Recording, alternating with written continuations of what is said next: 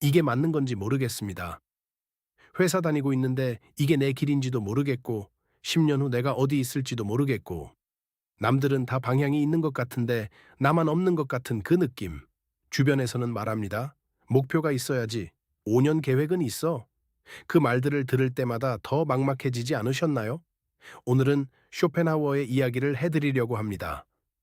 그는 방향보다 움직임이 먼저라고 말한 철학자입니다. 그리고 이상하게도 그 말이 막막한 마음에 길 하나를 만들어줍니다. 쇼펜하우어의 아버지는 그가 상인이 되길 원했습니다. 가업을 이어받아야 한다고 생각했죠. 하지만 쇼펜하우어는 달랐습니다. 그는 어릴 때부터 철학에 끌렸습니다. 아버지가 돌아가신 후 그는 상인의 길을 접고 철학을 공부하기 시작했습니다. 당시 그는 명확한 목적지가 있었을까요? 철학자가 되겠다는 확신은 있었겠지만 그것이 어떤 모습일지는 몰랐습니다. 세상에 인정받을지도 몰랐습니다. 그냥 그쪽으로 이끌리는 의지가 있었습니다. 결국 그는 걸어갔습니다. 방향을 정하기 전에 먼저 움직였습니다. 그리고 그 움직임이 그를 쇼펜하우어로 만들었습니다. 쇼펜하우어의 철학에서 세계를 움직이는 것은 맹목적 의지입니다. 이 의지는 목적지를 모릅니다. 그냥 앞으로 나아가려 하고 살아남으려 하고 성장하려 합니다. 어디로 가야 할지 알고 움직이는 게 아닙니다. 씨앗을 생각해 보세요. 씨앗은 나무가 되겠다는 명확한 계획을 세우지 않습니다. 그냥 땅 속에서 위로 자라려는 의지가 있을 뿐입니다. 그 의지가 결국 나무를 만듭니다. 인간도 마찬가지라고 쇼펜하우어는 말합니다. 방향을 정하는 것보다 지금 어디로 이끌리는지 그 의지를 따르는 것이 먼저입니다. 명확한 목적지가 없다는 것이 오히려 열려 있다는 뜻입니다. 어디든 될 수 있다는 뜻입니다. 확고한 방향이 오히려 가능성을 제한할 수 있습니다. 막막함은 비어 있는 것이 아니라 아직 채워지지 않은 것입니다. 많은 사람들이 방향이 없다는 것을 문제로 봅니다.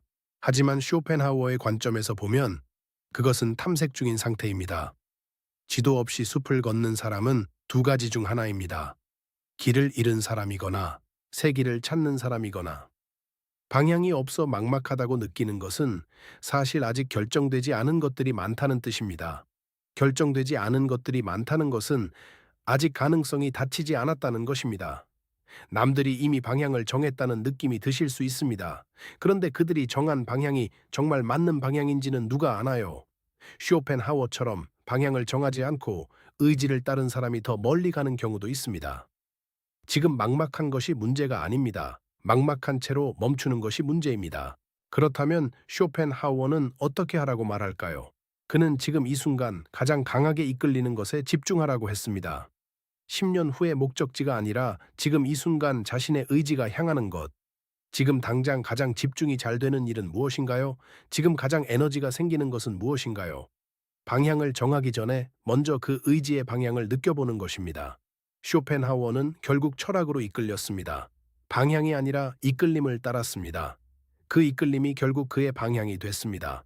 막막함 속에서 작은 것 하나를 찾아서 움직여 보세요. 그 움직임이 방향을 만들어 갑니다. 방향이 생겨야 움직이는 게 아니라 움직이면서 방향이 생깁니다. 오늘 앞이 안 보여 막막한 분들께 드리고 싶은 말이 있습니다. 방향이 없는 것이 이상한 게 아닙니다. 지금 탐색 중인 것입니다. 쇼펜하우어가 말한 의지는 목적지를 알고 움직이지 않습니다. 그냥 앞으로 가려는 힘이 있을 뿐입니다. 당신 안에도 그 힘이 있습니다. 오늘 방향이 안 보여도 지금 이끌리는 것을 따라 조금 움직여 보세요. 방향은 나중에 생깁니다. 먼저 움직임이 있어야 합니다. 비슷한 이야기가 필요하다면 구독 버튼 한번 눌러주시면 큰 힘이 됩니다. 앞으로도 이런 철학 이야기를 계속 나누겠습니다. 오늘 밤도 수고하셨습니다.